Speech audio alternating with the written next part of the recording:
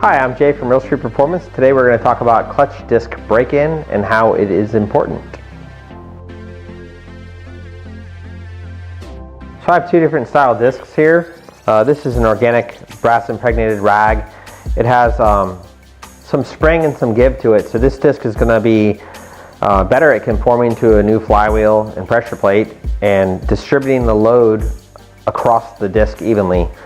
The segmented discs, they don't give much, and you will require more time to bed the whole pad into the flywheel and pressure plate. What you're trying to avoid is, if you take this disc out and just put it in the car and beat on it, it's going to pile heat into the high spots of the disc, and that material is going to change because it's been overheated. It's trying to do the workload of the whole puck, but the whole puck has not contacted its mating surface yet, and that's going to kill the disc prematurely. So as an example, we pulled the flywheel out so you can kind of wrap your head around how this works.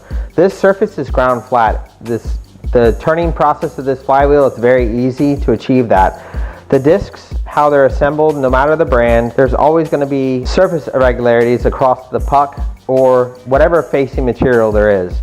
So this particular disc has 400 or 500 street miles on it of just regular city driving, and you can see that there's parts of the disc that have touched the flywheel and there's parts of the disc that have not touched the flywheel yet.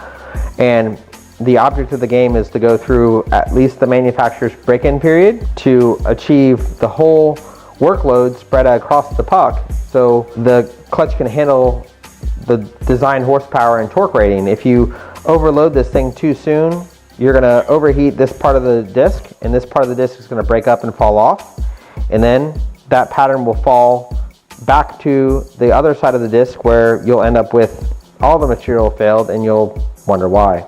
The best definition of break-in period I can give you is a lot of normal city driving. Going on the highway and driving 500 miles in a weekend is not breaking the clutch in. It needs lots of taking off and shifting gears at a normal total pace. So pretend that your grandmother's in the car and you're not a maniac. You're just driving around normal, and that's how you're going to break the disc in. So it is important that you do take the time to break the clutch in when it's new, or you're just going to be frustrated with the outcome. Thanks for tuning in. I hope that these are helpful for you, and we'll see you next week.